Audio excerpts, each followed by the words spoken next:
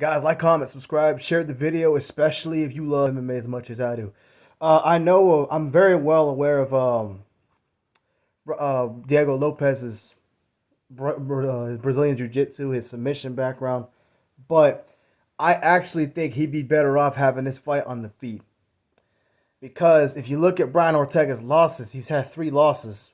I know one of them he messed up his shoulder, dislocated his shoulder, but before that he was getting lit up like a Christmas tree by what's his name? Yeah, Rodriguez.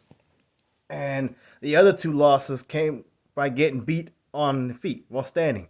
Volkanovski got the better of him, and Max Holloway got the better of him because both fights were majority of them were on the feet. So for Diego Lopez, I think he should test out his striking skills on Brian Ortega. I would say the only reason I'm not saying he should take this fight to the ground and look for submissions a lot is because Brian Ortega also has a really good submission background. So not to say that he couldn't submit Brian Ortega. Now look, if he submits Brian Ortega, I wouldn't be too terribly surprised because I've seen what he does off of his back. He's really good with slick submissions. He's very smart. But just because of Brian's background and his struggles that he had in the UFC, he's lost 3 fights. So that tells you how good Brian Ortega is. The ways he struggled and lost is because somebody beat him while standing. We're better than him while standing.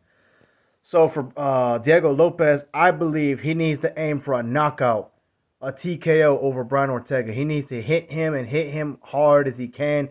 He needs to rock his world and get to the point where he hits him. And I don't think he'll knock him out with one punch, but I definitely believe he can drop Brian Ortega a few times in this fight. And I think he will. But when he drops him, he needs to do this number. Get up. Do not go to the ground with Brian Ortega because just like you, he does have good submission skills.